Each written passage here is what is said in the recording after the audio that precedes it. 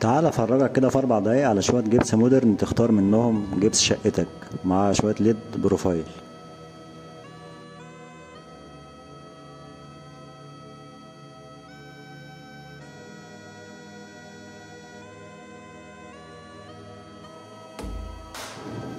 في البداية كده اللي معانا ده الريسبشن.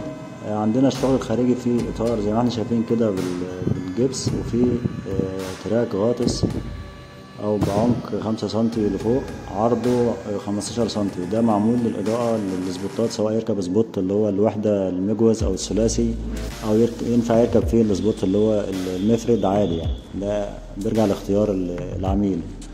هنا ده بيت ستارة ومعمول فيه ليد برضو. الليد او الاضاءة بتبقى نازلة فوق الستارة، بتدي شكل جمالي مميز يعني. بعد كده بنروح عندنا ده الجزء بتاع المطبخ، جبس احمر ومقاوم للحريق. الجبس هنا والخامات هنا جبس كناوف، وعارفين طبعا ان كناوف ده افضل خامة في السوق. عندنا القطعة دي فوق البار هيبقى نازل منها دليتين على البار او على الرخامة.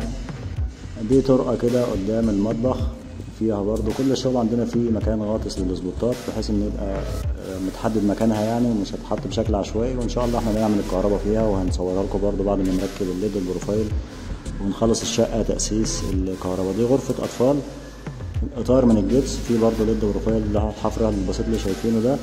والجزء اللي فاضي في النص ده يبقى سقف 3D مضيء. بعد كده عندنا ده الحمام، معمول برضو فلات جبس اخضر مقاوم للرطوبة والحرارة. في برضو ليد بروفايل مربع كده في النص، وداير ما يدور فيه اضاءة مخفية حوالين الحيطة سايبينها 20 سنتي. والجزء اللي هو بتاع السقفية اللي احنا سايبينها ده جنب الحيطة متجلد جبس برضو معانا. هنروح بعد كده لغرفة اطفال تانية برضو، والسقف كله فلات. عندنا ليد بروفايل برضو في النص. الاشكال اغلبها من اختيار العميل بالتنسيق، نسقناها مع بعض. وهنا برضو في بيت ستارة بليد او اضاءة مخفية. هنروح بعد كده عندنا غرفة النوم الاساسية، هي تقريبا تيبيكال الريسبشن بنفس التصميم.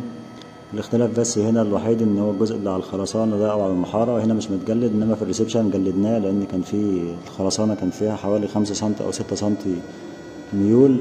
فاشتغلنا الشغل بتاعنا على الميزان وقفلنا الجزء اللي على الخرسانة ده بحيث ان الشغل كله يبقى موزون مع بعض.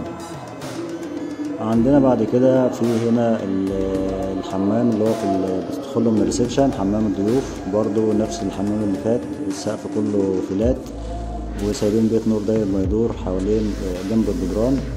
وفي عندنا خطين ليد اتحفروا بالطول كده يتحط فيهم برضو الكشافات او السبوتات.